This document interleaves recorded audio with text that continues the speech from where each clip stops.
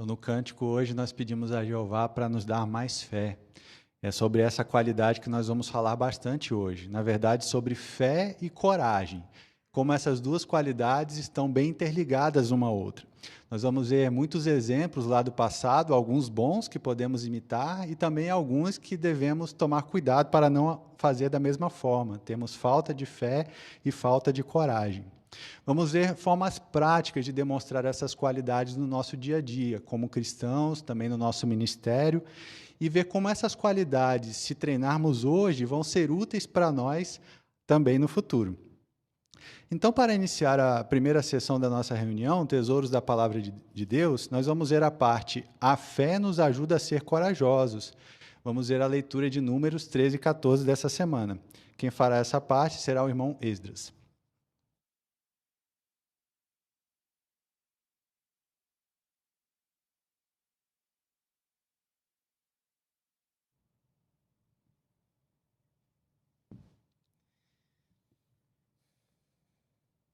Já sentiu um pouco de medo de pregar por telefone, dar um testemunho informal ou fazer uma revisita? Gostaria de ter mais coragem para resistir às pressões, para resistir a ataques de inimigos? Para a gente conseguir ter essa coragem, nós precisamos de uma qualidade muito importante: a fé. No nosso tesouro de hoje, nós vamos ver um mau e um bom exemplo que nos mostram como a fé nos ajuda a ser corajosos. Para isso, nós vamos considerar o exemplo dos israelitas. Era o ano de 1512 a.C. e eles estavam na cidade de Cádiz. Se a gente olha no mapa, Cádiz é bem pertinho da Terra Prometida, da tão aguardada Terra Prometida. E aí Jeová autoriza que 12 espiões vão a essa terra e tragam um relatório do que viram ali. Vamos ver o que 10 desses espiões disseram quando voltaram? Está em Números, por favor, capítulo 13.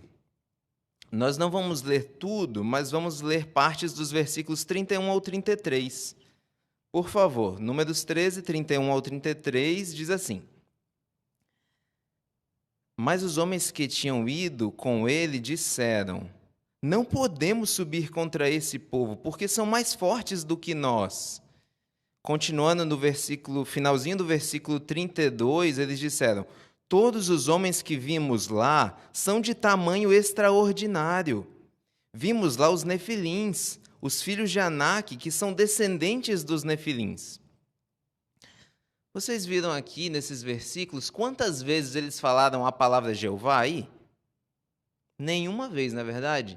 Eles não se lembraram de Jeová. Isso fez com que eles exagerassem os seus problemas, exagerassem o tamanho dos seus inimigos, como eles disseram aí no finalzinho do 32. Eles disseram que todos eram de tamanho extraordinário. Não só os anaquins, mas todos. E no versículo 33, eles até disseram que eles eram descendentes dos nefilins. Isso era uma mentira, os nefilins já tinham morrido no dilúvio, não tinha nenhum descendente deles vivo. Então isso nos mostra como a falta de fé é um vírus perigoso que pode nos fazer doentes em sentido espiritual, como aconteceu com esses espiões. E esse vírus perigoso, ele se espalha muito rápido. Ele logo contagiou os outros israelitas. Vamos ver como isso aconteceu no capítulo 14 agora. Capítulo 14, versículo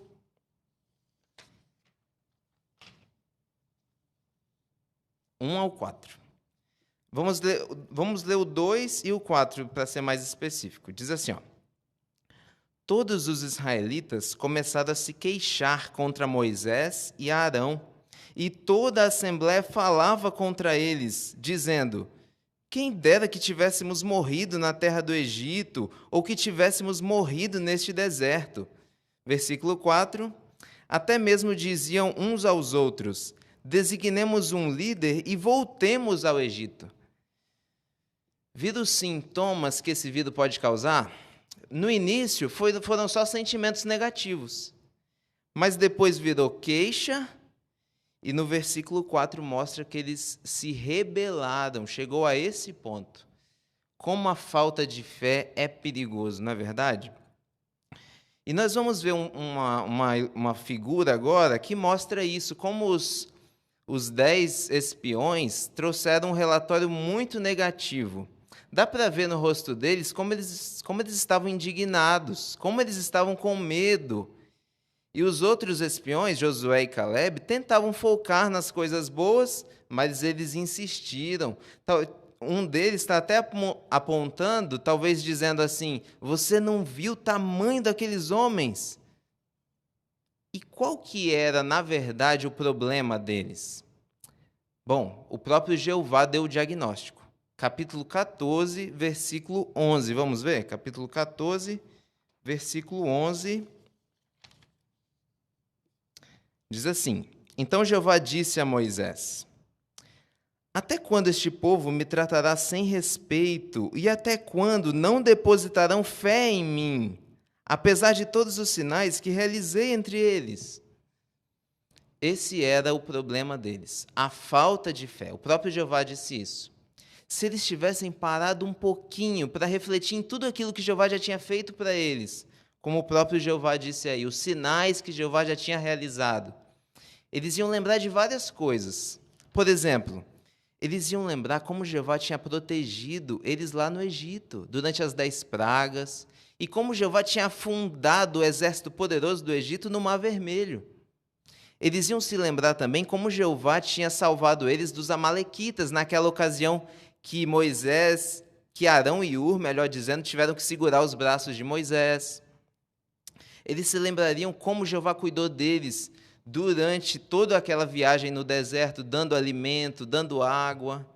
E eles iam se lembrar também de como Jeová pessoalmente ajudou aqueles espiões, quando eles ficaram 40 dias espionando a terra e não foram atacados.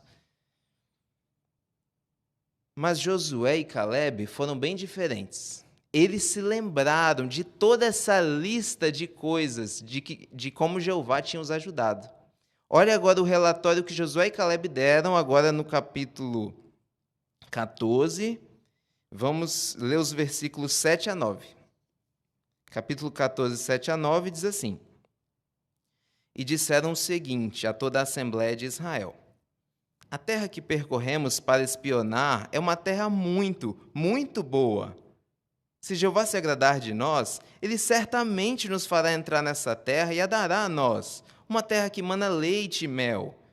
Mas não se rebelem contra Jeová e não tenham medo do povo da terra, pois nós os venceremos facilmente. A proteção deles foi removida e Jeová está conosco. Não tenham medo deles. Josué e Caleb focaram nas coisas positivas. Por isso que eles não foram influenciados pelo vírus da falta de fé e não agiram de maneira com falta de coragem, não agiram com falta de coragem. Eles confiaram em Jeová e conseguiram dar um relatório positivo. E nós? Quem nós vamos imitar? Os 10 espiões ou Josué e Caleb? Assim como os israelitas, nós também podemos fazer uma lista de todas as vezes que Jeová protegeu o seu povo. Talvez nessa lista a gente pode incluir as vitórias jurídicas que o povo de Jeová consegue. Como Jeová protege seu povo de ataques poderosos como o ataque dos nazistas. Como Jeová tem nos dado alimento espiritual, encorajamento nessa fase de pandemia.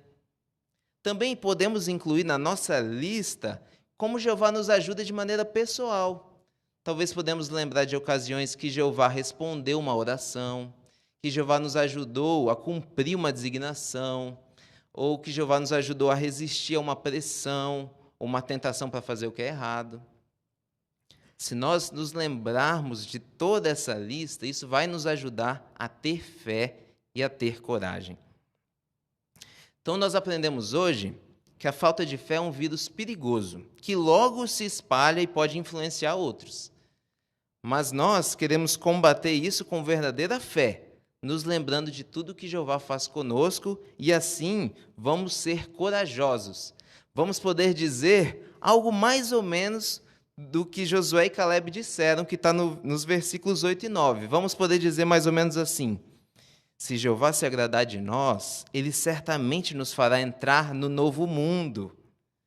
Mas não tenham medo do que possa acontecer. Passar pelos problemas vai ser muito mais fácil do que imaginamos. Jeová está conosco. Não tenham medo deles.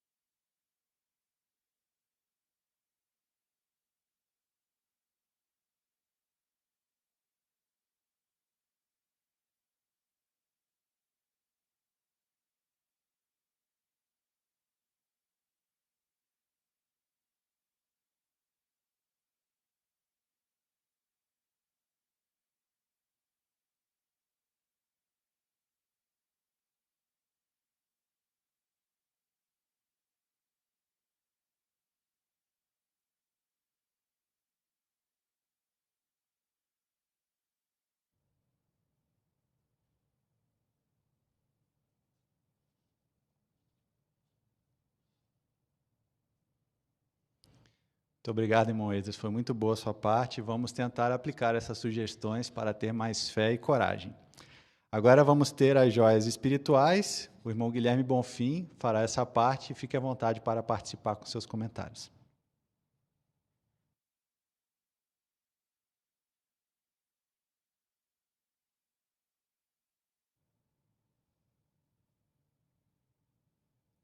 Então vamos à primeira joia espiritual. Ela se encontra em Números 13, 27. Alguém poderia nos ajudar com a leitura desse versículo? Números 13, 27. O irmão Vitor, por favor.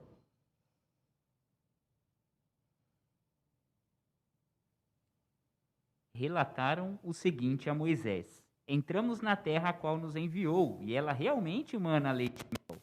Estes são os seus frutos. Muito obrigado, irmão Vitor. A pergunta é uma pergunta composta de duas partes. O que os espiões falaram sobre como era a terra prometida e por que você acha que isso deveria ter fortalecido a fé do povo? Irmã Silvana?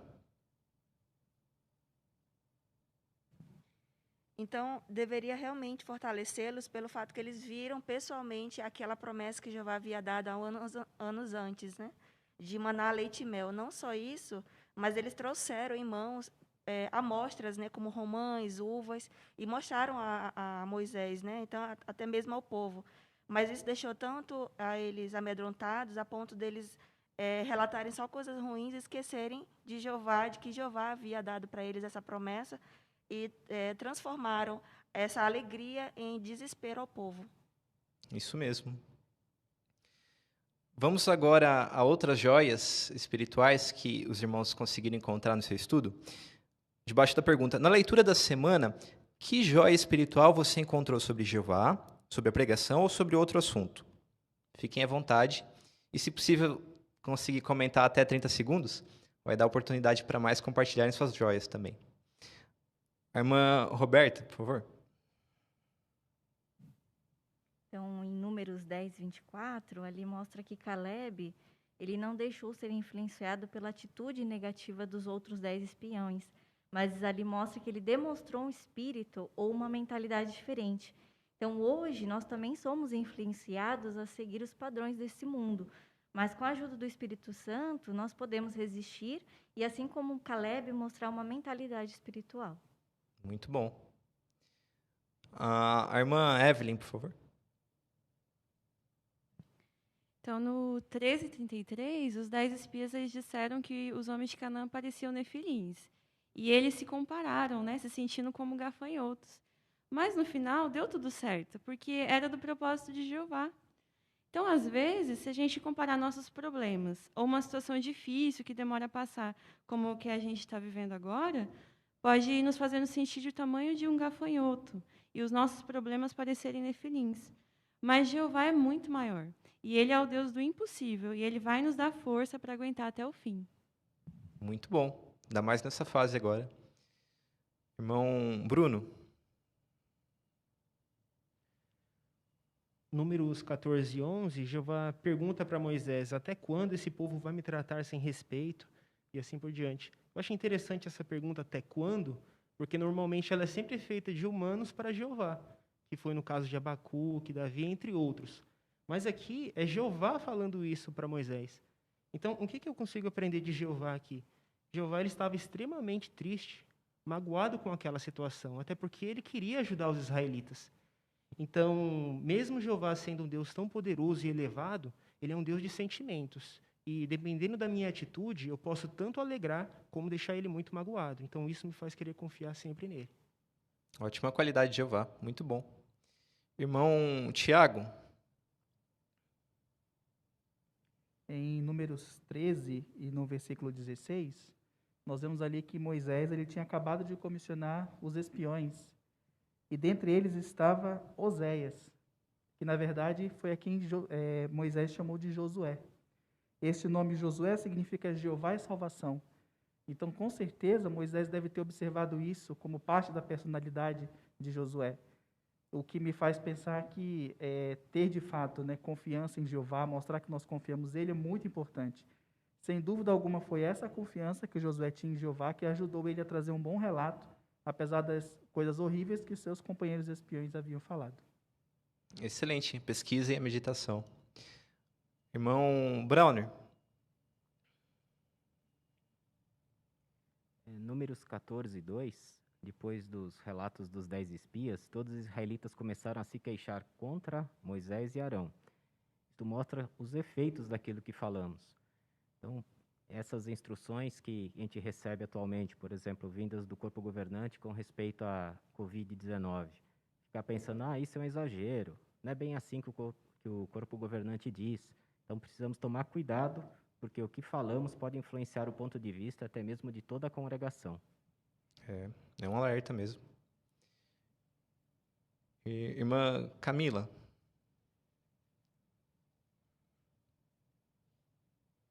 Em Números 14 e 19, Moisés orou pedindo que Jeová perdoasse o erro do povo.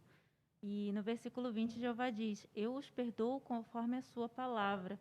Isso mostra como é importante orar por outros.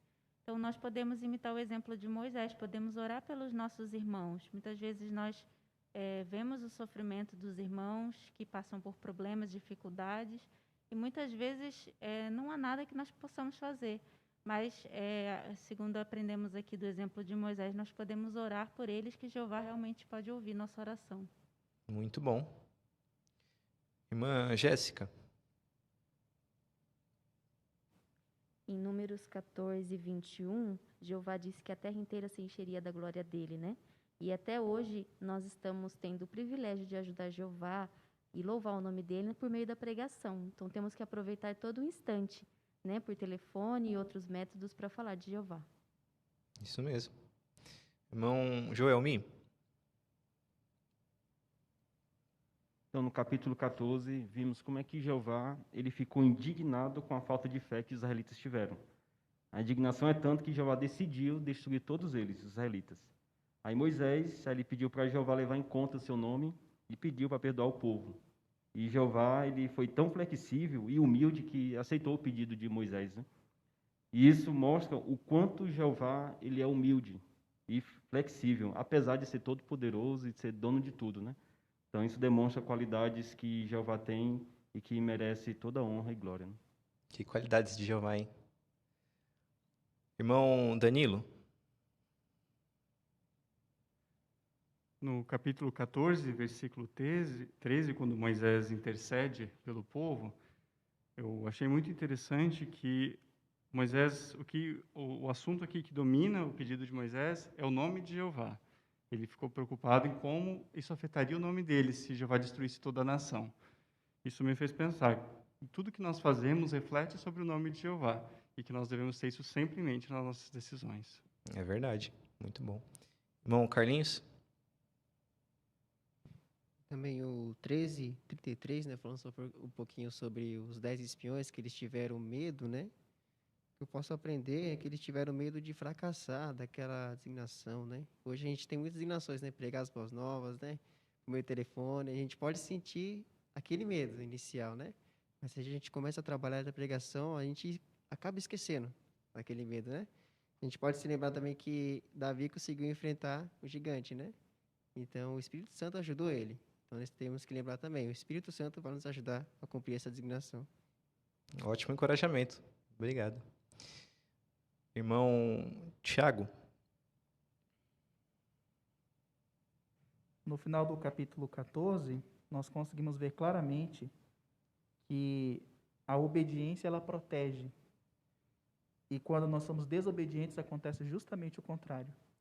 Moisés havia acabado de falar que se o povo subisse ali contra os amalequitas e os cananeus, eles seriam derrotados, porque eles não tinham a ajuda de Jeová. Eles não obedeceram e o resultado foi trágico. Então, isso mostra que, de fato, né, apesar das circunstâncias difíceis que estamos vivendo, sem dúvida alguma, ser obedientes a Jeová nos protege. É verdade.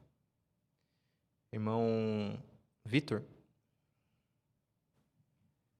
Eu gostei bastante do capítulo 13, versículo 2, onde ali, ao dar as instruções, Jeová diz a Moisés que ele iria dar aquela terra aos israelitas.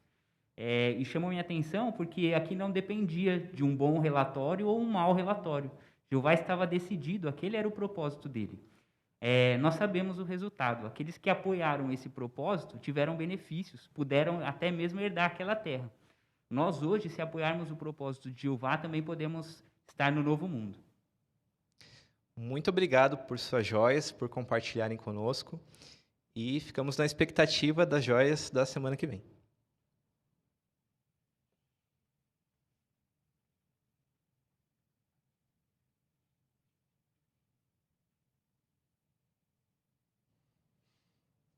Muito obrigado, irmão Guilherme, pela sua participação e também a todos pelos excelentes comentários. Tantos pontos práticos nós vimos que, com certeza, nos ajudaram bastante.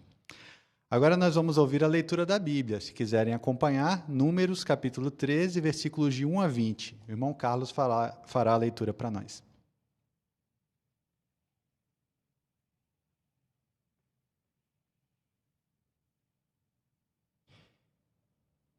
Jeová disse então a Moisés: envie homens para espionar a terra de Canaã, que vou dar aos israelitas. Vocês devem enviar um homem de cada tribo ancestral. Cada um deve ser maioral entre eles. Assim, Moisés os enviou do deserto de Parã, conforme a ordem de Jeová. Todos os homens eram cabeça dos israelitas. Estes são os seus nomes. A tribo de Ruben, Samuá, filho de Zacur. A tribo de Simeão, Safate, filho de Ori. Da tribo de Judá, Calebe, filho de Jefuné. A tribo de Issacar, Igal, filho de José. A tribo de Efraim, Oseias, filho de Num. A tribo de Benjamim, Palti, filho de Rafu. A tribo de Zebulão, Gadiel, filho de Sodi. A tribo de José, pela tribo de Manassés, Gadi, filho de Suzi. A tribo de Dan, Omiel, filho de Gemali. A tribo de Aser, Setur, filho de Micael. A tribo de Naphtali, Nabi, filho de Vosifi. A tribo de Gade, Guiel, filho de Maqui. Estes são os nomes dos homens que Moisés enviou para espionar a terra. E Moisés deu a Oseias, filho de Nun, o nome de Josué. Ao enviá-los para espionar a terra de Canaã, Moisés lhes disse: Vão lá para o Neguebe, e então suba a região montanhosa. Veja como é a terra e se o povo que mora nela é forte ou fraco, se são poucos ou muitos, se a terra é boa ou ruim, e se as cidades em que moram são abertas ou fortificadas. E descubra se a terra é fértil ou improdutiva, e se há ou não há árvores nelas. Sejam corajosos e peguem algum dos frutos da terra. Era então a estação das primeiras uvas maduras.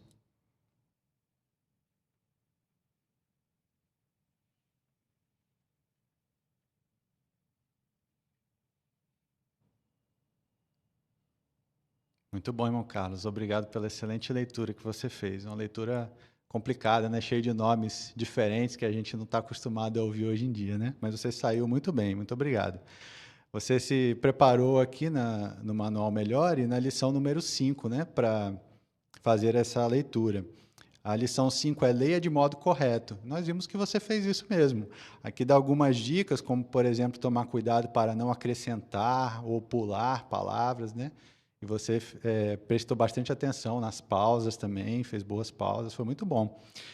O segredo para fazer uma boa leitura é se preparar bem. A gente percebeu que você estava muito bem preparado. Obrigado, viu? Bem, terminamos assim a primeira sessão da nossa reunião. Agora vamos para a sessão 2, faça seu melhor no ministério. Então, hoje não temos as partes de primeira visita, revisita e estudo bíblico, temos outras partes diferentes. Vamos começar com um discurso que tem o tema Perguntas que nos ajudam a avaliar nossa fé. O irmão Vitor fará essa parte para nós.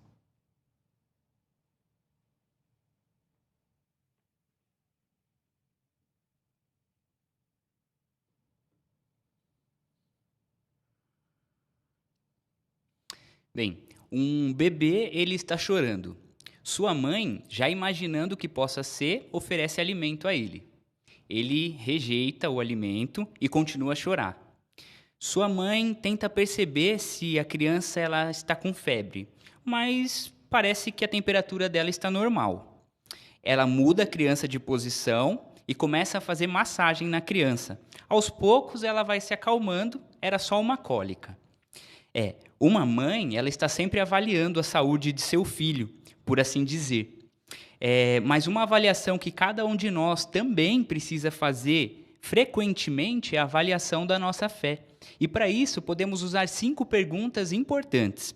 A primeira, as promessas de Deus hoje são tão reais para mim como eram lá no passado? Então, talvez você se lembre claramente da promessa de Jeová de trazer seu filho aqui na terra e dar um resgate para que o nosso pecado seja apagado por Jeová, não é? Mas você pensa frequentemente nos erros que cometeu antes de conhecer a Jeová? Bem, isso é um problema. Aos poucos, você pode desanimar, talvez até se tornando inativo. Essa é a primeira pergunta. A segunda pergunta, sou tão zeloso no serviço de Deus hoje como eu era antes? Bem, para isso, a gente pode até analisar um texto da Bíblia e, com ele em mente, a gente pode pensar de algumas maneiras. Vamos ver Hebreus, capítulo 6, versículo 12. Hebreus, capítulo 6, versículo 12. Diz assim, de modo que não se tornem preguiçosos, mas sejam imitadores daqueles que, pela fé e pela paciência, herdam as promessas. Notaram? Aqui eu frisei aqui na leitura se tornar preguiçoso.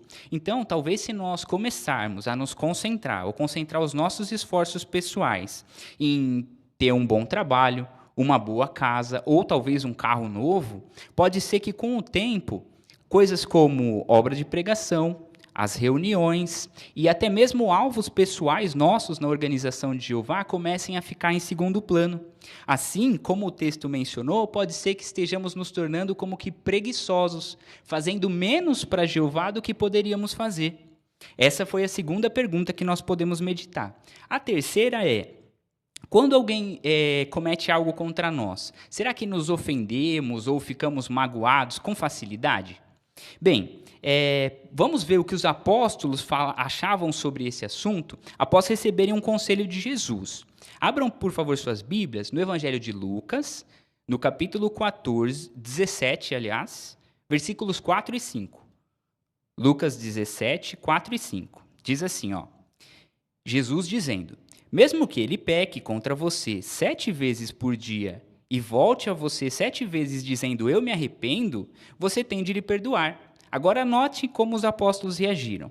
Os apóstolos disseram então ao Senhor: dê-nos mais fé.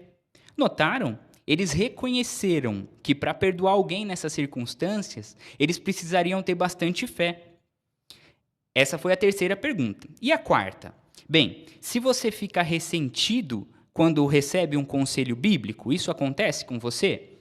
Bom, talvez você não lembre assim claramente de qual foi o conselho que você recebeu, ou qual o ponto que você aprendeu. Se é esse o caso, provavelmente isso está acontecendo na sua situação. Você ficou ressentido. Para isso, a gente pode se lembrar de Provérbios 19, 20. Ali diz que para nos tornarmos sábios, nós precisamos escutar e acatar os conselhos. O quinto ponto que nós podemos meditar é: será que eu estou me queixando dos irmãos designados na congregação? Ainda agora há pouco nós vimos uma parte aqui explicando sobre o relato daqueles 10 espias, aquele relato mau. Qual foi o resultado? Bem, em Números 14, 3, ali diz que o povo começou a reclamar e a falar contra Jeová. Exatamente. Da mesma forma, irmãos, se nós começarmos a reclamar contra os escolhidos de Jeová, os anciãos, superintendentes e homens na dianteira, vamos estar demonstrando falta de fé, ou pelo menos que a nossa fé está fraca. De fato, irmãos, uma mãe diligente, ela faz com frequência avaliações do seu bebê, para saber se ele está bem. Isso faz com que a criança cresça saudável, forte em sentido físico. Nós também, se desejarmos continuar a crescer forte e saudável em sentido espiritual, precisamos estar sempre avaliando a nossa fé.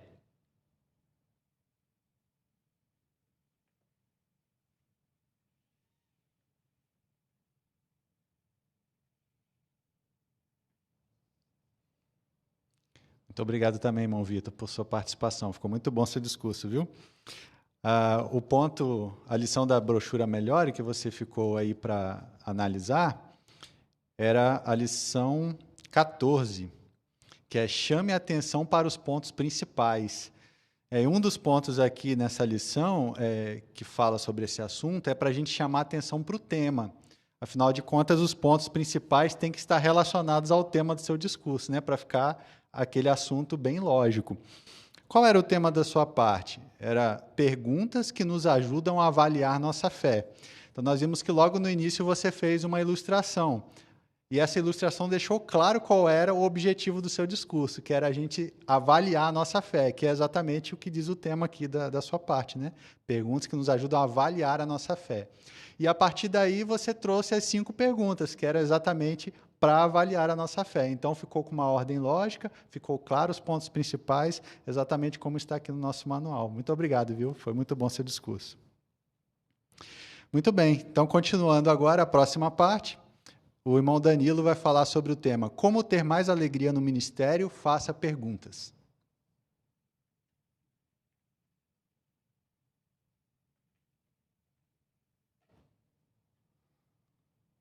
Gostaria de ter mais alegria no ministério? Gostaria de conseguir tocar o coração das pessoas que te ouvem? Não seria bom conseguir raciocinar com eles? Já pensou se você conseguisse cativar o interesse? Como fazer tudo isso? Através disso que estamos fazendo, perguntas. Por que as perguntas são tão eficazes? Bom, Jesus, o nosso mestre, era um mestre na arte de fazer perguntas. No relato que nós lemos de Mateus 22, 42 a 45, ele faz, em pouco tempo, 4 perguntas, raciocinando com as pessoas que estavam ali. As perguntas nos ajudam a iniciar conversas. Como nós vemos na imagem, os nossos folhetos são recheados de perguntas. E nós podemos usar essas perguntas até mesmo para pregar por telefone. Pode ser útil ter essas perguntas à mão, vários folhetos à mão para poder usar a pregar por telefone. Também as perguntas nos ajudam a raciocinar e levar as pessoas à conclusão que a gente deseja. Também mostramos nosso interesse quando perguntamos algo e prestamos atenção no que a pessoa nos diz, e assim também coletamos informações que podem ser úteis para nos adaptar àquela pessoa. Além de Jesus ser o nosso exemplo, temos um outro exemplo na arte de fazer perguntas. A irmã Sara, que nós conhecemos no congresso do ano passado. Vamos ver como que ela usa perguntas? Vamos relembrar esse vídeo e assistir juntos?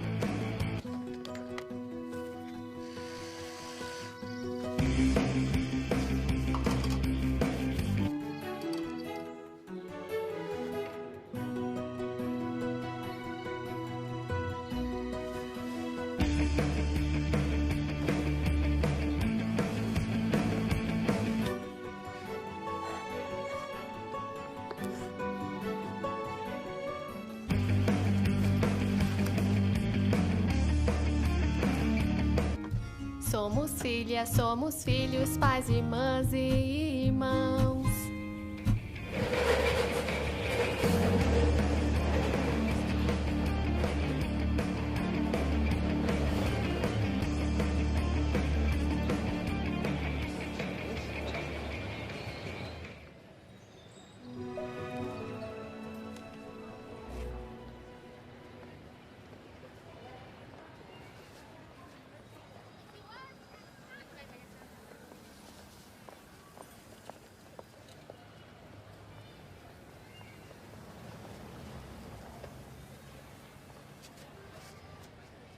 Oh, me ensina o que a Bíblia diz. Desculpa? Tá no anúncio. Aprenda o que a Bíblia diz. Então, acho que vocês estão aqui para me dizer o que a Bíblia diz. Então, me ensina. Meu nome é Sara. E o seu? Jade. Que nome bonito. Não, eu odeio meu nome. E aí, vai falar ou não? Sim. Sabia que a Bíblia diz que você pode viver para sempre? No céu? Então é isso? E daí? Qual é a novidade nisso? Não, na verdade, a Bíblia diz que você pode viver para sempre na Terra. E para que eu ia querer isso? Isso aqui é um caos. Mas não vai ser assim no futuro. Apocalipse 21:4 promete. Fala assim: Ele enxugará dos seus olhos toda lágrima, e não haverá mais morte. Nem haverá mais tristeza, nem choro, nem dor. As coisas anteriores já passaram. Bom, já que não tem dor nem morte no céu, onde que isso vai acontecer? Na Terra. Eu nunca tinha visto isso. Que louco. Quer dizer, que legal. Ah, entendi. E você gostaria de saber como ter um futuro assim? Ah, então, obrigada. Mas eu não sou muito do tipo que vai pra igreja, sabe? E eu tenho que ir agora, então tchau.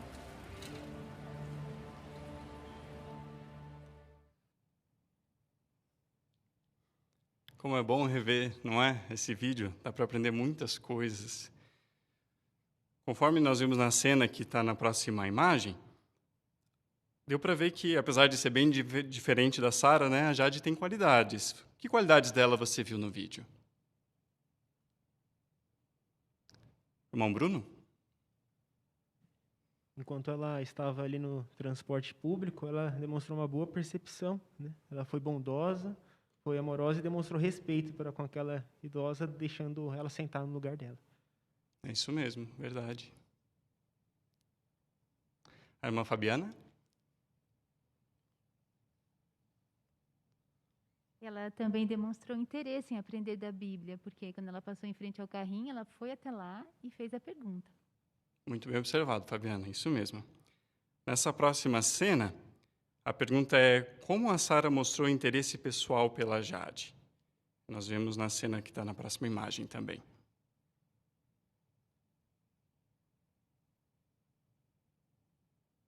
Irmã Jéssica? A Sara demonstrou interesse perguntando o nome, também deu um elogio, estendeu a mão mostrando um gesto, né, pessoal de interesse. Isso mesmo. Apesar de não ter sido muito bem correspondida, ela tentou, né? Isso mesmo. Ótimo.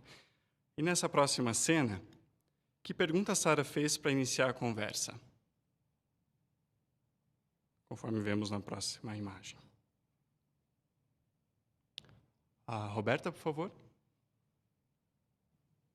Ela disse: você sabia que a Bíblia diz que você pode viver para sempre? Exatamente. É o tipo de pergunta que desperta o interesse, né? Ótimo. E a próxima pergunta, que está relacionada à próxima imagem, que pergunta a Sara usou para ajudar a Jade a raciocinar sobre o texto? Evelyn? Então ela perguntou se choro, morte, nem dor existem no céu, onde isso vai acontecer? Então uma pergunta simples, mas que ajudou a ela a meditar. Então a meditação talvez não fosse um costume que ela tinha em fazer isso com a Bíblia, então ajudou ela a começar por aí. Isso mesmo.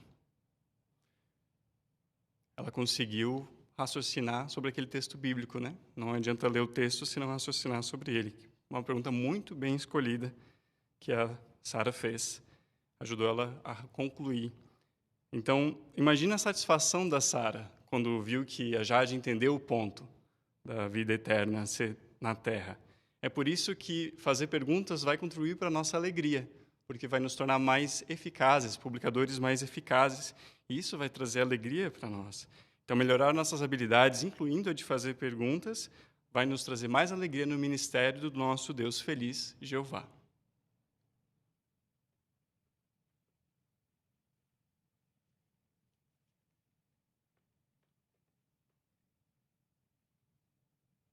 Obrigado, irmão Danilo. Obrigado e também a todos os comentários. Foi muito bom realmente relembrar esse vídeo e esses pontos. Bem, já terminamos então a segunda sessão da reunião. Vamos para a sessão Nossa Vida Cristã. E para iniciar, nós vamos cantar a Jeová o cântico número 73. Cântico que tem o tema Dá-nos coragem.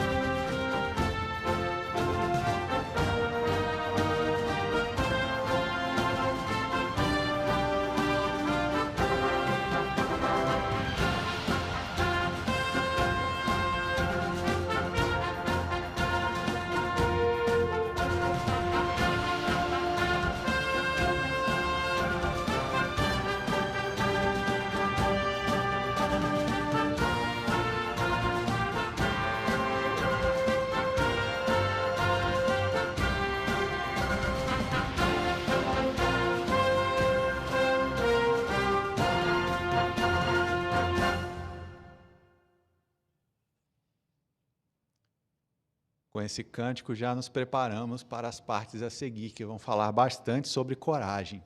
A primeira parte será feita pelo irmão Bruno e tem o tema: Os cristãos verdadeiros precisam de coragem para pregar.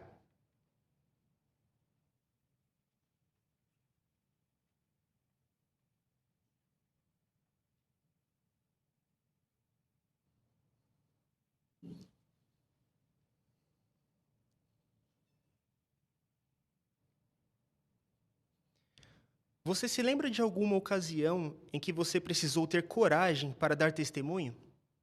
Às vezes um testemunho informal, na sua escola, no seu trabalho. Ou então mais recente, nessa que podemos chamar de campanha especial de testemunho por telefone. Às vezes ligamos para vários números e eles não existem. Mas quando de repente o telefone chama, nós falamos com a pessoa e desligamos ele, nós não temos dúvida que foi Jeová que esteve conosco e deu a coragem necessária para dar testemunho. Aliás, Jeová tem nos ajudado nessa obra e tem dado coragem a cada um de nós para dar modalidade em qualquer modalidade, para dar testemunho em qualquer modalidade. Isso vai ficar bem evidente agora no vídeo que iremos assistir. O vídeo tem o tema: Os cristãos verdadeiros precisam de coragem para pregar. Vejamos o vídeo e depois teremos algumas perguntas para assistência.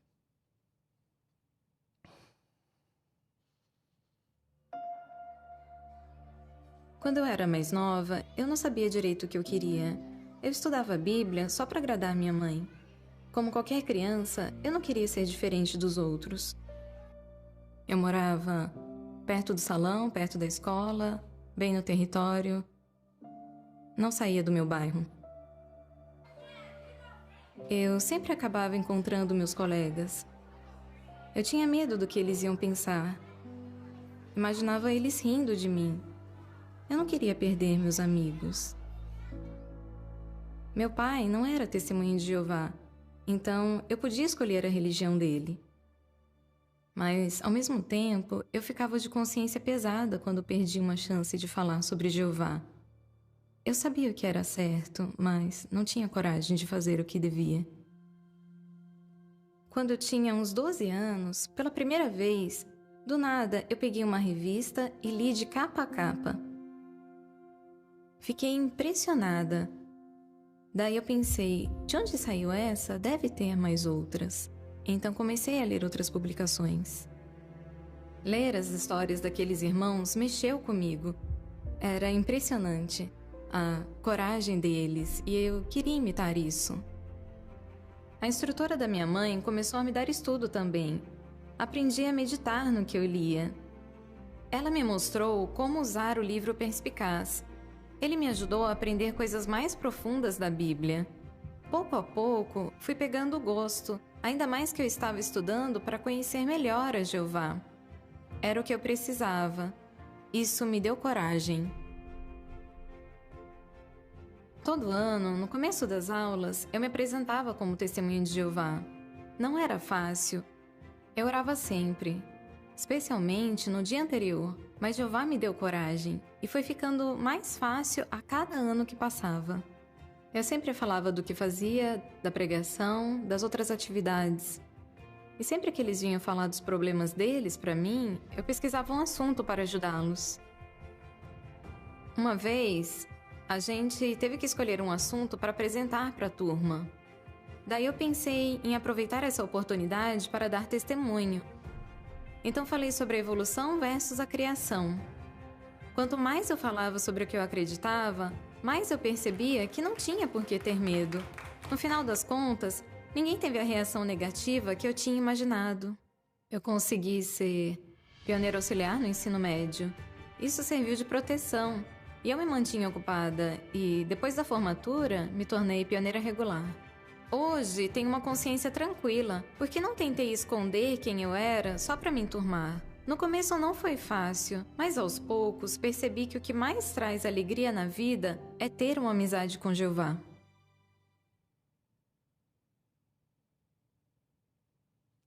Que interessante a história dessa irmã, não é mesmo?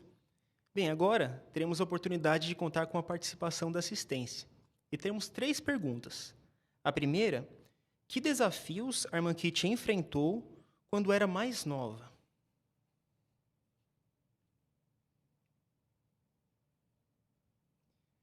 Irmão Browner?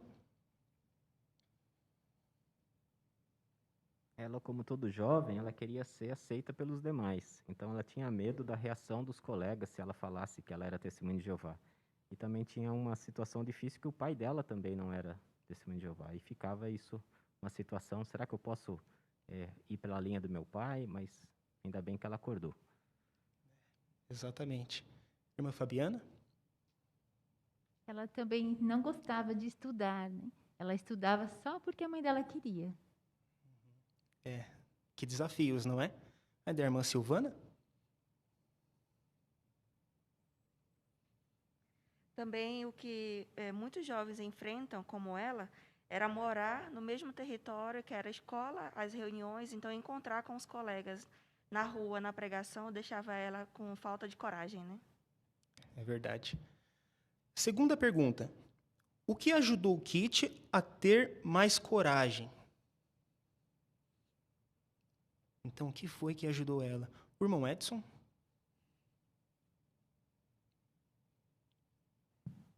Um ponto alto que ela cita é que, certa vez, ela pegou uma revista e leu de capa a capa, né? Então, aquilo fez ela criar esse hábito de estudar e, assim, provar a verdade para ela mesma. Não foi uma coisa só que outros diziam para ela, mas ela tinha convicção de que aquilo era verdade. Isso ajudou ela a ter coragem. Verdade.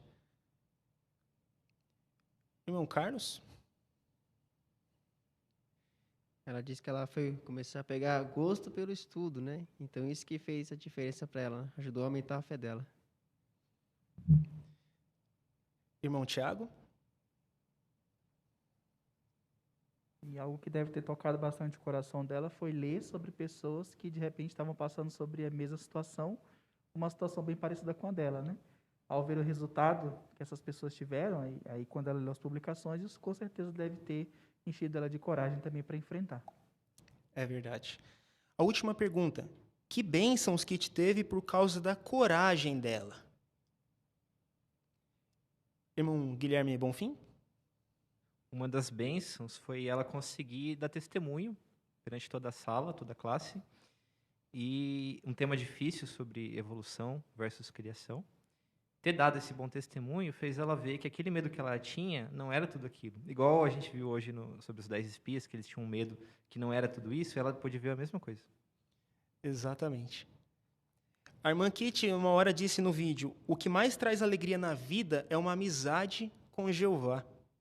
Então, se ficarmos cada vez mais próximos dele, sem dúvida ele se achegará a nós e dará a coragem necessária que todos nós precisamos para dar testemunho.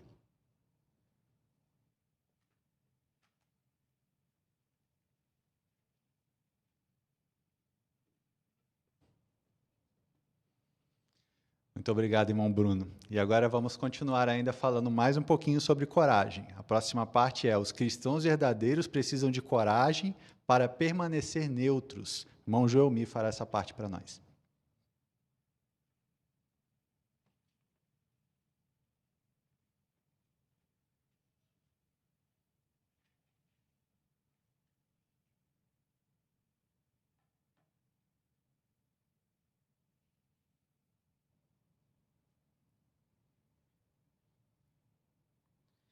Ser leal a Jeová, muitas das vezes, exige de nós sermos neutros no mundo dividido politicamente. Que, por sua vez, sermos neutros neste mundo exige de nós muita coragem. Mas o que pode nos ajudar a sermos corajosos, a sermos neutros e leais a Jeová? É por seguir os exemplos de servos de Jeová que permaneceram fiéis, apesar de sofrer oposição por sua neutralidade. Um exemplo é do vídeo que vamos ver agora, mostrando um exemplo de um irmão que sofreu oposição e que, apesar disso, ele permaneceu neutro e leal a Jeová.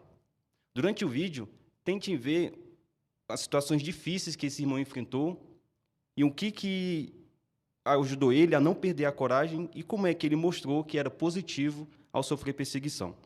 Vamos ver o vídeo.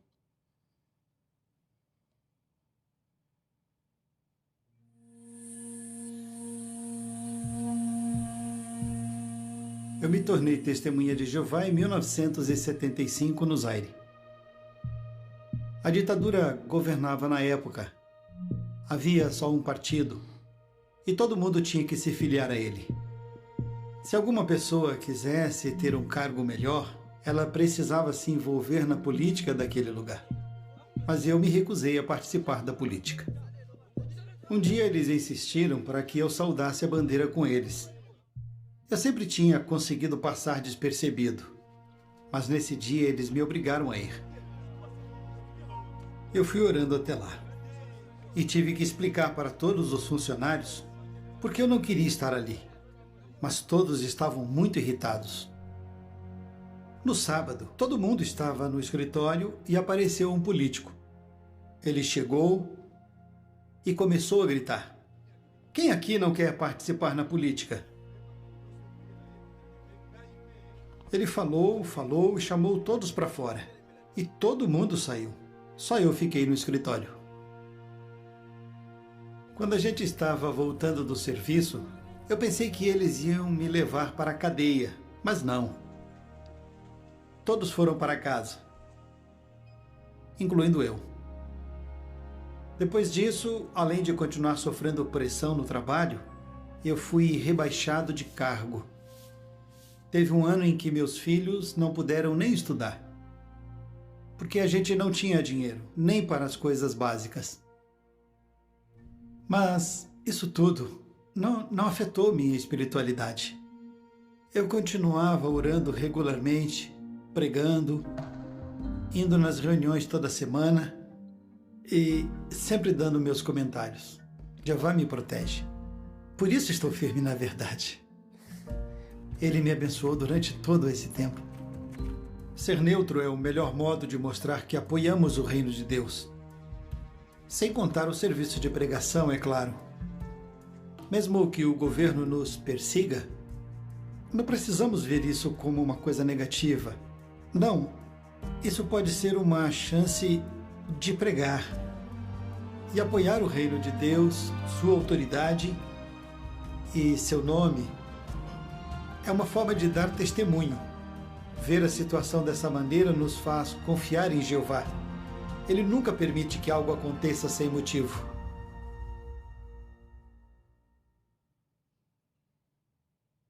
Que exemplo de coragem por permanecer neutro neste mundo, não é verdade? Então, essa parte tem participação da assistência, então os irmãos podem ficar à vontade para dar seus comentários. Há 3 perguntas. A primeira pergunta: que situações difíceis o irmão Allende enfrentou? A irmã Camila? Então, ele enfrentou no trabalho muita pressão para se envolver na política. No local onde ele mora, era esperado que todos se envolvessem na política, se filiassem a partidos políticos. Ele falou também sobre a questão de saudar a bandeira, que ele sofreu muita pressão. E, por se manter neutro, ele foi até rebaixado de cargo no trabalho, passou até certa necessidade com relação a com isso, conseguiu dinheiro, sustento básico para sua família. Verdade. Segunda pergunta: o que ajudou o irmão a não perder a coragem? A irmã Silvana? O que o ajudou é, como ele mencionou, Jeová me protege. Então, a proteção veio através das orações que ele fazia com regularidade, as reuniões, estar com os irmãos. Então, a fé dele em manter sua fé em dia fez ele continuar a ter coragem e, assim, Jeová o proteger de qualquer situação que ele estava enfrentando. Verdade. Obrigado. A terceira: o irmão Allende via a perseguição de que maneira? A irmã Roberta? Então, ele não via a perseguição de uma forma negativa, mas sim como uma oportunidade de pregar e apoiar o reino de Deus. Verdade. Mais alguém? Irmão Danilo? Ele encarava também como uma forma de mostrar que ele era neutro, né? E assim apoiar o reino de Deus. Isso. Irmã Evelyn?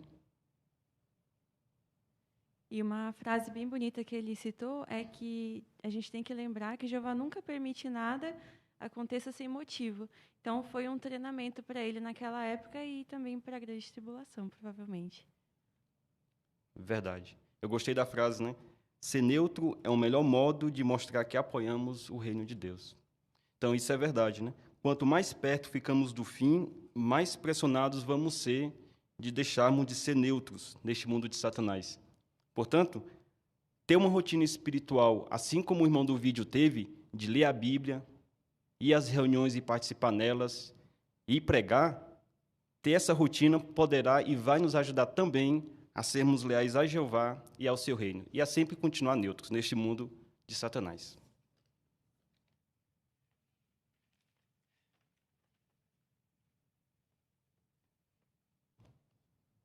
Muito obrigado, irmão Jomir. Ficou excelente sua parte também.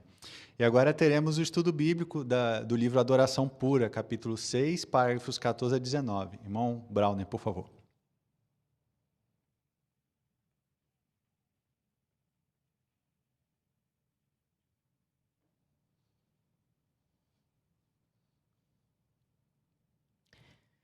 Então, temos nosso estudo bíblico de congregação. Estamos no livro Adoração Pura e capítulo 6. O tema Agora Chegou o Seu Fim. E relembrando o ponto principal deste capítulo, é como que os julgamentos de Jeová contra Jerusalém se cumpriram. E Ezequiel, através de algumas encenações, ele exemplificou o que iria acontecer com Israel. Mas é bem interessante que aqueles acontecimentos também têm um paralelo nos nossos dias. Por isso que é tão interessante nós avaliarmos esta matéria, que com certeza vai ser muito prática para todos nós. E seguindo na mesma linha da nossa reunião, que vai tocar no ponto também de coragem. Então é muito interessante essa matéria. Iremos considerar debaixo do tópico Vejam, ele está chegando. E os irmãos, fiquem à vontade para dar seus comentários. Nós vamos contar com a leitura do irmão Tiago, e ele vai começar lendo para nós o parágrafo 14. Por favor, irmão Tiago. Quando recebeu a profecia dos 390 dias e dos 40 dias, Ezequiel provavelmente não conseguiu saber o ano exato da destruição de Jerusalém. Mesmo assim, nos anos antes da destruição, ele vez após vez avisou aos judeus que o julgamento de Jeová estava chegando. Ele proclamava: agora chegou o seu fim. Ao dar esses avisos, Ezequiel não tinha a menor dúvida de que Jeová cumpriria sua palavra exatamente na hora marcada. O profeta também falou sobre as coisas que aconteceriam antes da destruição de Jerusalém. Virá um desastre após outro. Esses acontecimentos abalariam a nação em todos os sentidos: religioso, governamental e social. Obrigado. Então, a pergunta do 14 tem a parte A, o que mostra que Ezequiel não tinha dúvida de que Jeová cumpriria sua palavra na hora marcada. Primeiro, podemos ler esse texto de Ezequiel, capítulo 7, o versículo 3 e o versículo 5 ao 10. Por favor, irmão Guilherme Andrade. 7:3. Agora chegou o seu fim. Darei vazão à minha ira contra você. Vou julgá-la conforme os seus caminhos e vou ajustar contas com você por todas as suas ações detestáveis. Assim diz o soberano Senhor Jeová. Vejam, está chegando uma calamidade sem igual. O fim está chegando. O fim vai chegar. Ele vai se levantar contra você. Veja, ele está chegando. Chegou a sua vez, ó habitante do país. Está chegando o tempo, o dia está próximo. Há pânico nos montes, não gritos de alegria. Muito em breve derramarei sobre você o meu furor e darei vazão a toda a minha ira contra você. Vou julgá-la conforme os seus caminhos e vou ajustar contas com você por todas as suas ações detestáveis.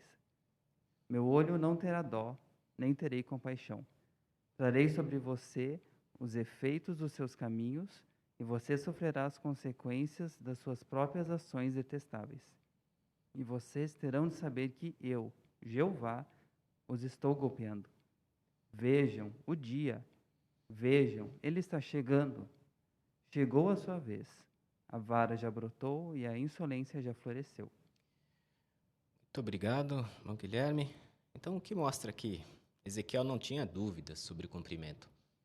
Irmão Carlos? Porque ele sabia que Jeová ia cumprir essa promessa, né? E por isso que ele fez vários avisos, né? Uns anos antes, vez após vez ele avisava os israelitas disso, né? Os judeus. Exatamente. Irmão Esdras? E ele destacou muito como isso estava próximo. Nos versículos que a gente leu, tem 9 vezes a palavra chegada, ou chegando, ou chegou. Então, ele realmente confiava que aquilo ia chegar. Bem. Irmão Edson?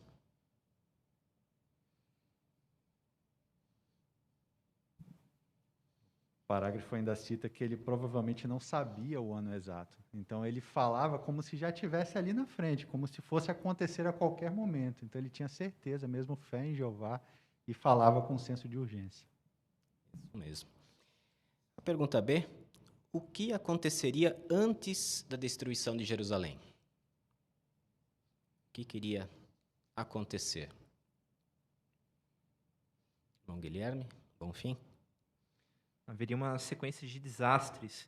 Ali, Ezequiel 7, nesses versículos, fala a respeito que haveria violência. Na parte social do comércio, os compradores e vendedores não seriam mais bem-sucedidos. Ali no 7:26 fala que não haveria mais a parte religiosa, a lei dos sacerdotes, o conselho dos anciãos, não haveria profeta. E até os governantes, os reis, os maiorais, que deveriam transmitir confiança, estavam em total desespero. Isso mesmo. Vamos ver a sequência dos acontecimentos, parágrafo 15.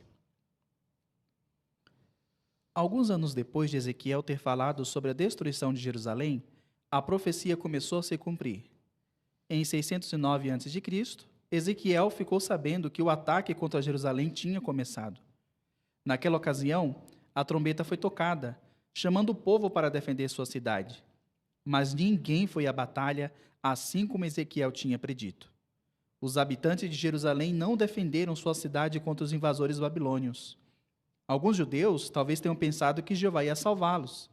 Ele tinha feito isso quando os assírios ameaçaram conquistar Jerusalém e um anjo destruiu a maior parte do exército. Mas, desta vez, nenhum anjo veio ajudar. Não demorou muito e a cidade cercada parecia uma panela no fogo.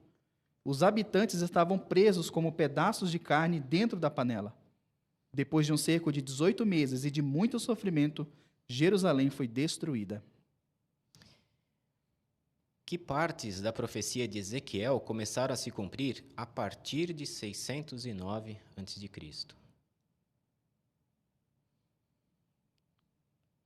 Quais foram algumas das partes desta profecia? A irmã Jéssica? Uma das partes, como diz aqui Ezequiel 7,14, ninguém foi à batalha, né? Assim como Ezequiel tinha dito. Então, os habitantes de Jerusalém não defenderam a cidade quando Babilônia veio. E alguns podem ter pensado que Jeová ia salvar eles, mas não foi o que aconteceu. A situação deles retrata bem essa ilustração aqui desse parágrafo. O que essa ilustração mostra e qual era a condição ali do povo? Irmão Danilo? Aqui mostra o cumprimento dessas palavras de Ezequiel também, que Jerusalém se tornaria uma panela no fogo, porque as pessoas, como a carne, pedaços de carne, iam estar presas lá dentro, sem poder sair, e aquilo só esquentando, né? E foi isso que aconteceu, porque eles ficaram 18 meses cercados, com muito sofrimento.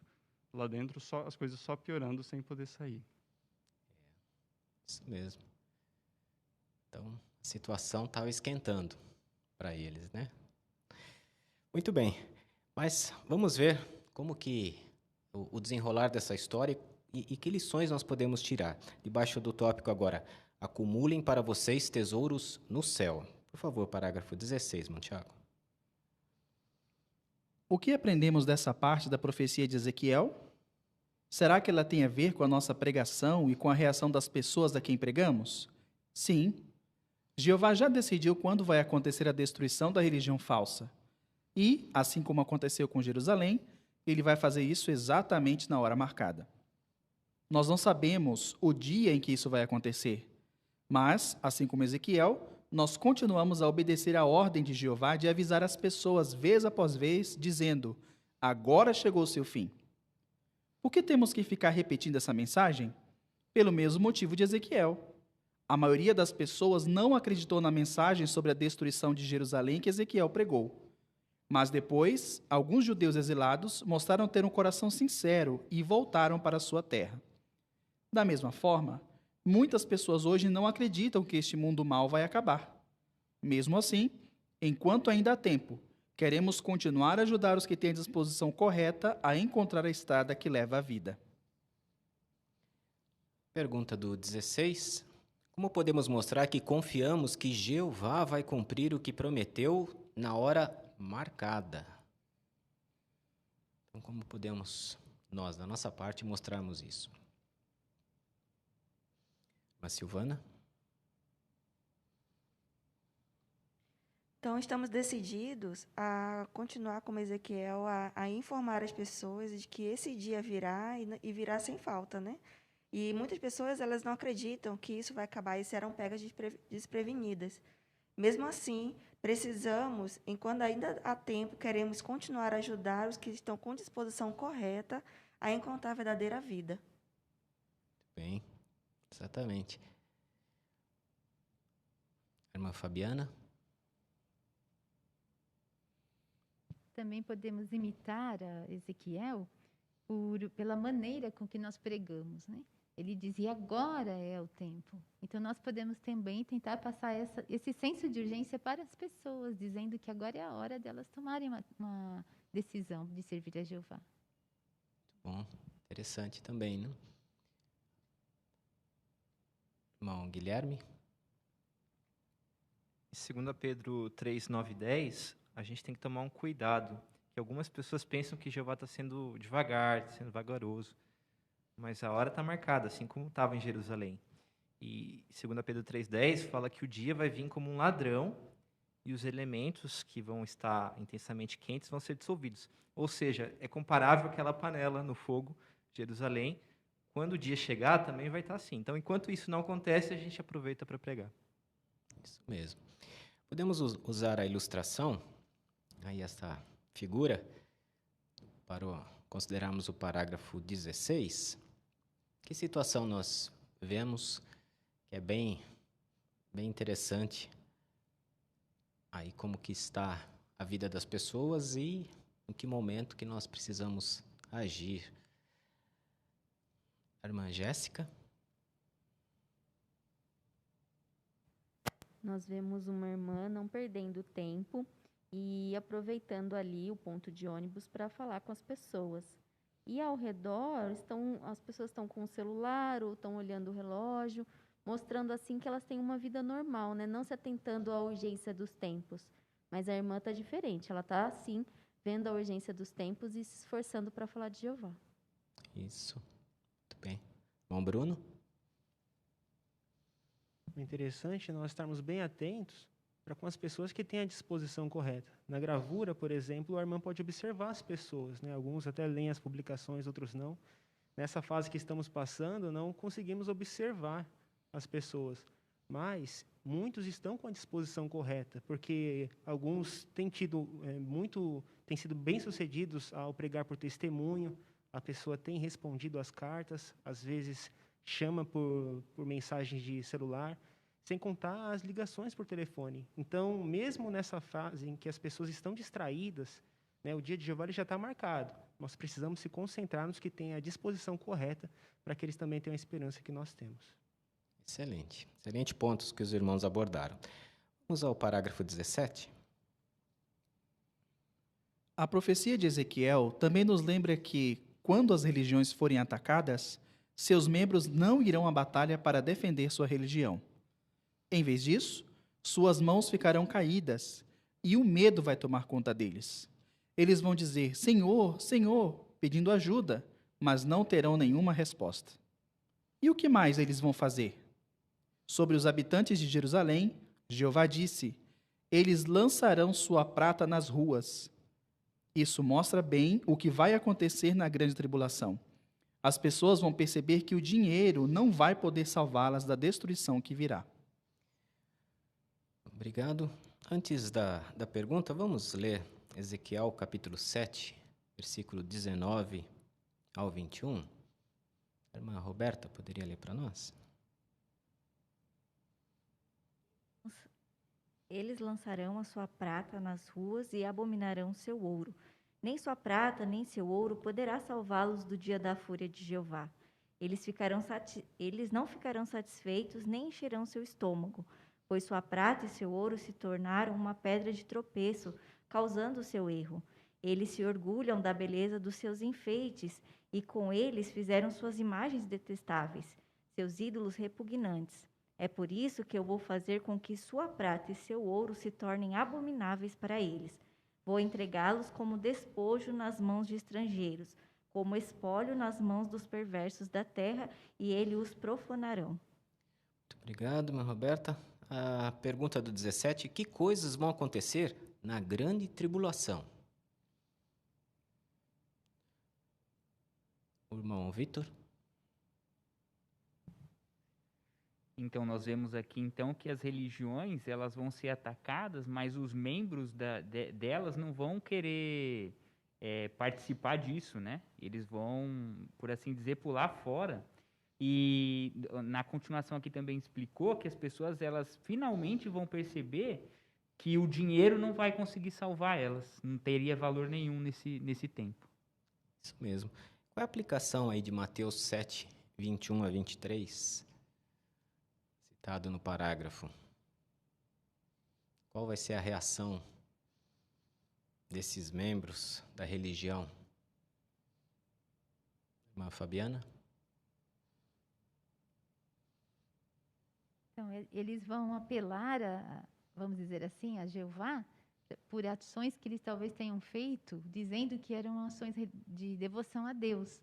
Mas Jeová não vai nem responder, porque, na realidade, eles não fizeram nada como Jeová queria. Exatamente. Podemos usar também essa figura aí para considerarmos o parágrafo 17. Quem gostaria de comentar a aplicação aí dessa figura que retrata como que eles usariam tudo que eles adquiriram, o que eles vão querer fazer, né, esses membros dessas religiões? Bom, Bruno? Na época, quando eles viram que não tinha mais jeito, eles viram que o pouco que eles tinham de prata e ouro não ia ajudar eles, né? Então, eles lançaram na rua. Da mesma forma será no futuro, né? Quando não tiver mais jeito, e eles vão ver que até bancos, por exemplo, estarão falidos, né? Todos os seus recursos possivelmente perdidos, vai ser a mesma atitude que o povo de Israel teve na época. Isso mesmo. Interessante de ver isso, né? Irmão Jomi, um ponto ainda adicional? Isso é interessante porque as pessoas do mundo hoje não atentam a isso, né? É tão verdade que as pessoas procuram muito ganhar muito dinheiro. Esse é o foco delas. É ter um emprego melhor, ter um emprego que tenha um recurso financeiro bom, para ter uma segurança financeira no futuro. Então, as pessoas estão focadas nisso, né? Sem atentar de que, no futuro, essas coisas que eles vão conseguir não vai ajudar em nada na grande tribulação, né? Exatamente. Muito bem. Vamos ver que lição nós podemos aprender. Parágrafo 18.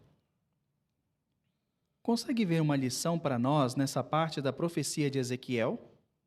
Tem a ver com a necessidade de colocar em primeiro lugar as coisas certas. Pense nisto. Os habitantes de Jerusalém só entenderam que as coisas materiais não iam salvá-los depois de perceberem que o fim da cidade e das suas vidas estava perto. E foi só depois de entenderem isso que eles mudaram completamente as suas prioridades. Eles jogaram fora as coisas que tinham e passaram a procurar um profeta em busca de uma visão. Mas era tarde demais. Ao contrário deles, nós sabemos muito bem que o fim deste mundo mau está próximo. E nossa fé nas promessas de Deus nos motiva a colocar em primeiro lugar as coisas certas. Dessa forma, usamos nossa vida para buscar riquezas espirituais que têm valor eterno e que nunca serão lançadas nas ruas. Obrigado. Então vamos ler primeiro Mateus capítulo 6, versículo 19 ao 21, depois o versículo 24. Bom, Carlos, pode ler para nós? Mateus 6, 19 ao 21, depois o 24. Para de acumular para vocês tesouros na terra, onde a traça e a ferrugem consomem, e onde ladrões arrombam e furtam. Em vez disso, acumule para vocês tesouros no céu, onde nem a traça nem a ferrugem consomem, e onde ladrões não arrombam nem furtam. Pois onde tiver seu tesouro, ali estará também o seu coração. 24. Ninguém pode ser escravo de dois senhores, pois ou odiará um e amará o outro, ou se apegará a um e desprezará o outro. Vocês não podem ser escravos de Deus e das riquezas. Muito obrigado, irmão Carlos. Então, que lição aprendemos da profecia de Ezequiel? Que lição nós podemos tirar proveito? Irmã Camila?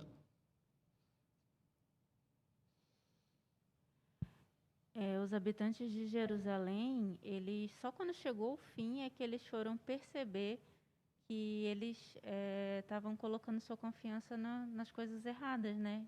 Que o dinheiro não ia salvar a vida deles. Então, nós aprendemos uma lição disso. Nós queremos ser diferente deles. Nós, antes do fim, nós já entendemos isso, já percebemos que precisamos confiar em Jeová e não em coisas materiais. E assim nós queremos colocar o reino em primeiro lugar, dar prioridade às coisas certas. Muito bem. Irmã Evelyn? Então, as coisas para as pessoas lá fora no mundo está muito difícil, mas ainda vai piorar. Então, a gente não pode deixar para depois para ajudar essas pessoas, senão vai acontecer igual Ezequiel 7:26 falou da reação das pessoas lá na época em Jerusalém, né?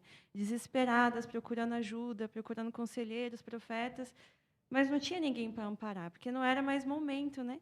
Então, antes que chegue essa hora, a gente não pode deixar de ajudar as pessoas, de ter a chance que é agora, de aprender sobre Jeová e não ficar desesperada no futuro. Exatamente. Muito bom. O irmão Bruno? Achei interessante que realmente precisamos usar a nossa vida para buscar as riquezas espirituais, né? Porque isso jamais vai ser lançado, por assim dizer, nas ruas, como o parágrafo mencionou. E nós não precisamos esperar também a grande tribulação começar para entender que as riquezas materiais, elas são vulneráveis. Por exemplo, hoje, quando acontece algum desastre natural, a primeira coisa que se perde são casas, né? Às vezes o valor que está guardado no banco e assim por diante. Então, isso é vulnerável, mas o que não é vulnerável é a nossa riqueza, os nossos tesouros que a gente pode acumular no céu, porque isso a gente vai levar não só durante a grande tribulação, que vai nos fortalecer, mas por toda a eternidade. Exato. E aonde está o nosso coração, né? Isso daí que é o risco, né? Muito bem, vamos ao último parágrafo, parágrafo 19. Como a profecia de Ezequiel sobre a destruição de Jerusalém nos afeta hoje? Ela nos lembra que o tempo que resta para ajudar as pessoas a aprender sobre Jeová é limitado. Por isso, a obra de fazer discípulos é urgente. Ficamos felizes quando ajudamos pessoas de coração sincero a adorar nosso Pai, Jeová. Mas, mesmo que muitos não aceitem a mensagem, nós continuamos a dar o mesmo aviso que Ezequiel deu às pessoas no passado. Agora chegou o seu fim. Ao mesmo tempo, estamos determinados a continuar confiando em Jeová e a colocar a adoração pura em primeiro lugar na nossa vida. Bom, Tiago, muito obrigado pela leitura, foi excelente. Pergunta do 19. Como a profecia de Ezequiel nos afeta hoje? Como que somos afetados?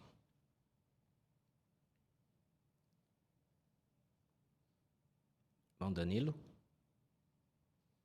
Primeiro, nós temos o exemplo de Ezequiel em proclamar o julgamento de Jeová, enquanto ainda há tempo. Isso.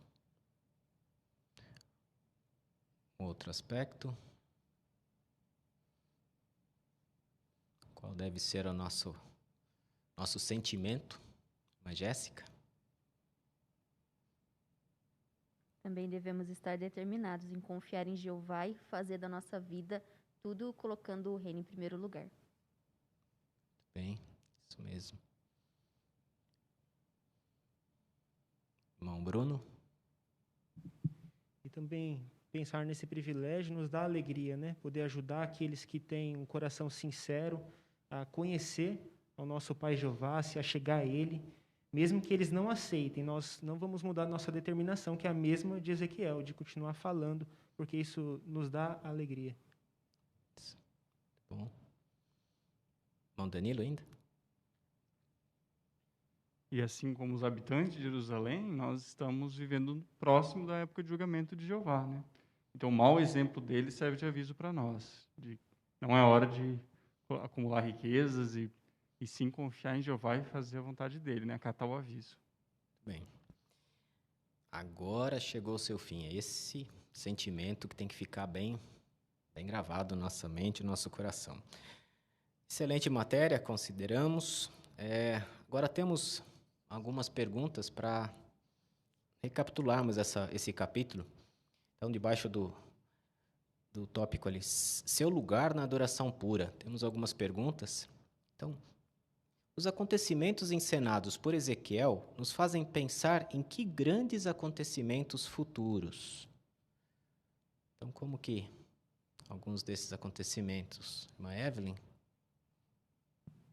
Então, naquela parte que Ezequiel queimou uma porção de cabelo, golpeou com a espada, espalhou ao vento e Jeová pediu para ele guardar nas dobras da roupa dele. Então, a gente vê que nem todos ali foram destruídos. Então, nós sabemos que a religião falsa vai ser destruída, que a grande tribulação vai ser desafiadora e que vai atacar o povo de Jeová. Mas Jeová nunca vai permitir que todo o povo dele sofra a ponto de morrer e que a adoração pura acabe. É uma garantia, né? Uma garantia para nós. Segunda pergunta, depois de ver o exemplo de Ezequiel, ao transmitir os avisos de Jeová, como você passou a encarar a pregação? Silvana? De forma muito mais positiva, porque Ezequiel, ele por muito tempo ficou mencionando sobre esse dia que ele viria sem falta, ele está perto, ele vai vir. E Ezequiel pôde ver, com anos depois, o começo desse cumprimento, né? E ver o desespero das pessoas. Então, mais do que nunca, me ajuda a entender que a pregação é urgente e que as pessoas envolvem vidas, né? Envolve a vida dessas pessoas, né? O futuro. Então, ajudá-las da mesma forma que tem me ajudado também a me manter firme em relação ao novo mundo e a esperança diante de Jeová. Excelente ponto. Irmã Jéssica? Também me ajudou a encarar com mais coragem, já que nós estamos num mundo que as coisas vão piorar. Então, ter coragem, assim como Ezequiel, hoje a gente fala sobre as boas novas, mas um dia vai ser sobre a destruição. Então, precisamos ter coragem, eu preciso de coragem em todas as modalidades hoje. Para muitos estão adquirindo essa coragem ao fazer o testemunho por telefone, né? Que antes era muito difícil. Mas agora vai pegando o jeito, vai desenvolvendo essa coragem e temos conseguido ser bem-sucedidos, com certeza, com a ajuda de Jeová, é claro. E a terceira pergunta, como as profecias neste capítulo podem levar você a reavaliar suas prioridades? E que mudanças você já fez? Bom, Guilherme. Eu gostei da profecia de que vão jogar a prata na rua. Isso me fez me imaginar na grande tribulação, talvez acessando o aplicativo do banco no celular e vendo que a conta zerou, ou o carro que eu tenho talvez não vai valer nada, vou ter que trocar por comida.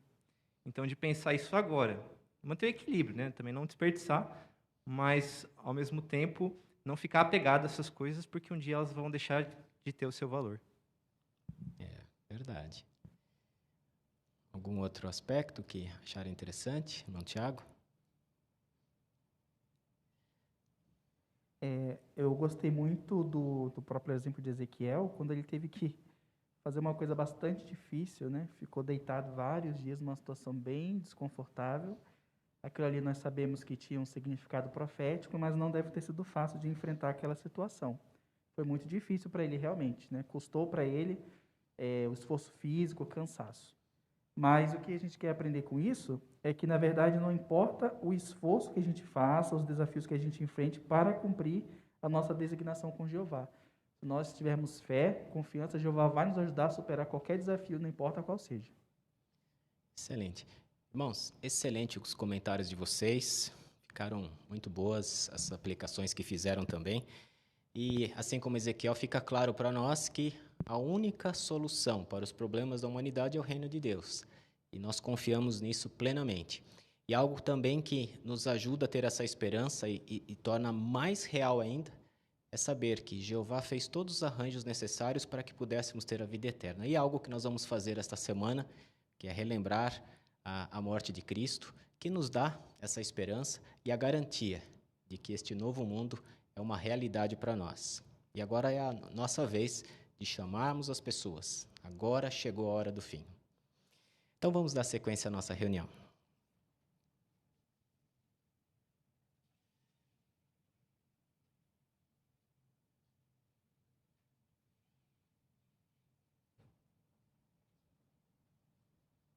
Obrigado, irmão Brauner, obrigado, irmão Tiago, por nos ajudarem a tirar tanto proveito desse estudo do livro Adoração Pura. Tivemos uma reunião maravilhosa hoje, não é verdade? Quantos pontos bons nós aprendemos, práticos para a nossa vida. E queremos hoje ir para casa com duas palavras bem vivas na nossa mente, né? Fé e coragem. Nós estudamos muito sobre essas duas qualidades e vimos que elas estão bem ligadas uma à outra. Afinal, se nós tivermos fé, ela vai nos ajudar a ter a coragem necessária para pregar, para nos manter neutros e diversas outras coisas. O irmão Esdras, no seu discurso no início da reunião, falou que a falta de fé e coragem é como um vírus perigoso, não é verdade? De vírus a gente está conhecendo bem hoje em dia. A gente sabe o tanto de trabalho que dá para a gente se proteger. E ele nos deu muitas sugestões. Uma que eu gostei muito foi a de a gente pensar numa lista de coisas, por assim dizer, de como Jeová tem nos ajudado, como ele já nos ajudou. Meditar nessas coisas vai nos ajudar a ter uma fé mais forte e assim ter coragem. Vimos o exemplo da Sara, né, de fazer boas perguntas no campo, isso vai nos ajudar a tocar o coração, sermos mais corajosos.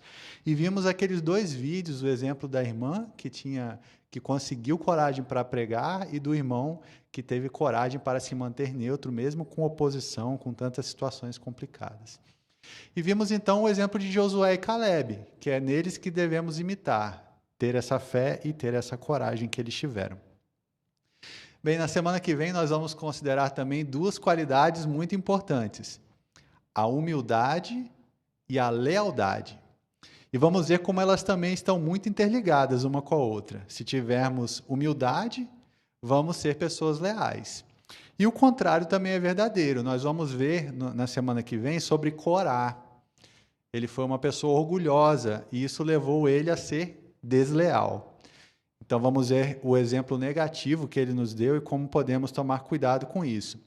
Outra pergunta interessante que vamos ver na semana que vem: será que há orgulho certo e orgulho errado? Vamos ver na semana que vem. Então, queremos estar bem preparados. Também teremos a continuação do estudo do livro Adoração Pura, que vai falar sobre as outras nações ao redor de Israel. Vamos ver no capítulo 7. Então, que estejamos também bem preparados, assim como hoje, para tirar proveito da reunião na semana que vem. Estamos ansiosos por isso, não é? Então, agradecemos mais uma vez a todos que trabalharam aqui nessa reunião para fazer ela acontecer bem e todas as participações que foram excelentes. E para terminar, nós vamos cantar a Jeová o cântico número 143. Esse cântico tem o tema Continue ativo e desperto. E depois o irmão Geomi vai fazer a oração final.